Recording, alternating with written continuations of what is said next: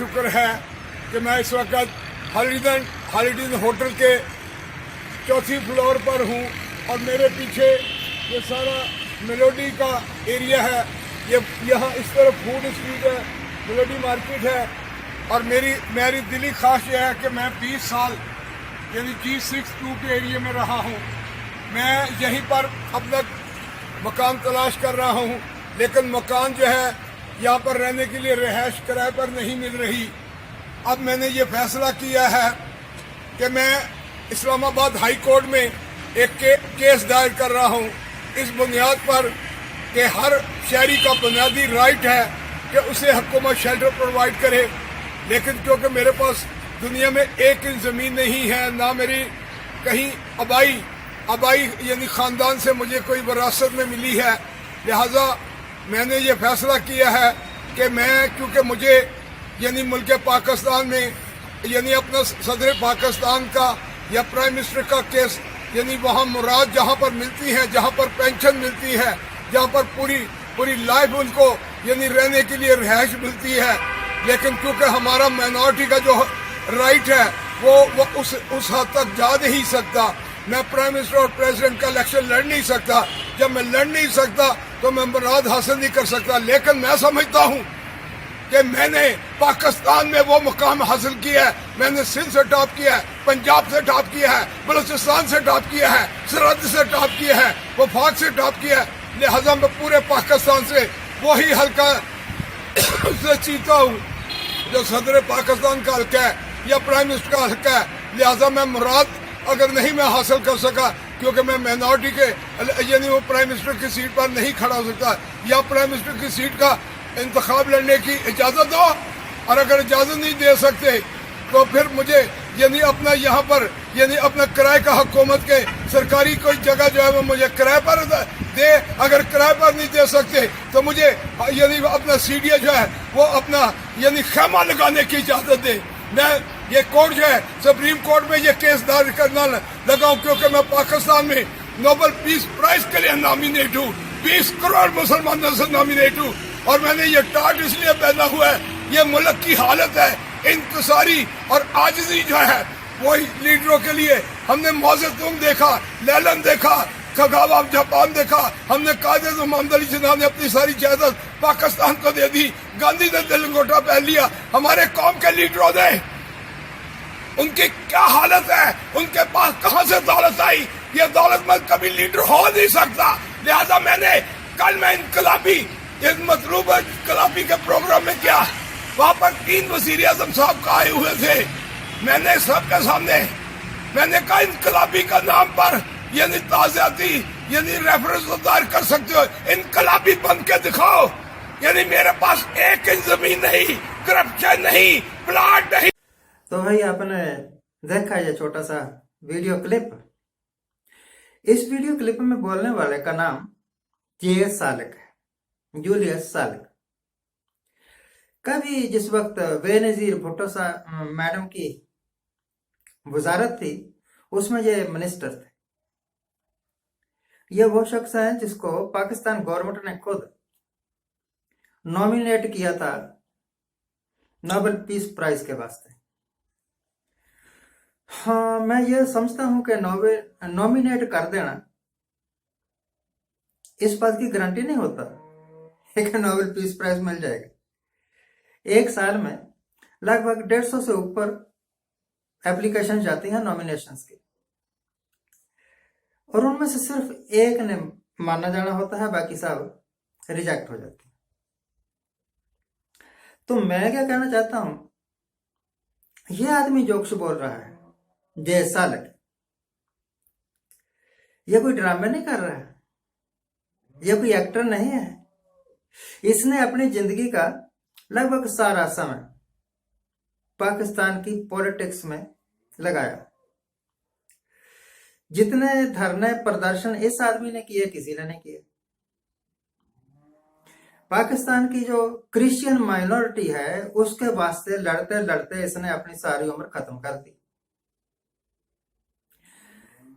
पाकिस्तान ने पीछे कुछ दिन पहले एक लॉ पास किया था कि कोई भी नॉन मुस्लिम यानी सिर्फ मुसलमान ही बन सकता है पाकिस्तान का प्रेसिडेंट और पाकिस्तान का प्राइम मिनिस्टर, और कोई नहीं बन सकता। और तब मैंने सोचा था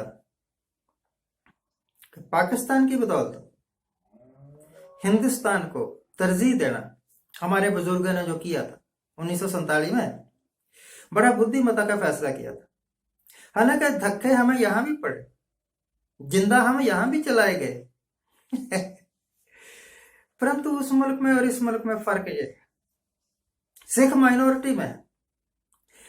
हिंदुस्तान में सिख राष्ट्रपति भी बनता है, प्रेसिडेंट ऑफ इंडिया, और प्राइम मिनिस्टर भी बनता है। आप जानते हैं अभी अभी डॉक्टर मनमोहन सिंह सी बन के हटे, डिफेंस मिनिस्टर बनते हैं, फॉरेन मिनिस्टर बनते हैं, मुझे स्वर्ण सिंह और सरदार हुकुम सिंह के नाम याद है, गवर्नर बनते हैं।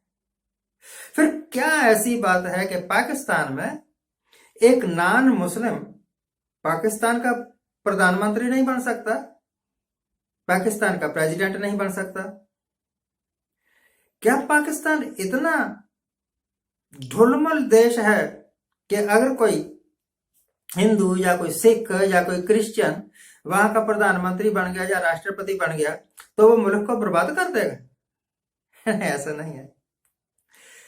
यानी जैल सिंह साहब रहे हिंदुस्तान के प्रेसिडेंट, तो उन्होंने हिंदुस्तान को जोड़ा, तोड़ा नहीं। डॉक्टर मनमोहन सिंह साहब अगर हिंदुस्तान के प्राइम मिनिस्टर रहे तो उनके राज में हिंदुस्तान ने तरक्कियों की बुलंदियां छुई। अब हिंदुस्तान में एक हिंदू प्राइम मिनिस्टर है,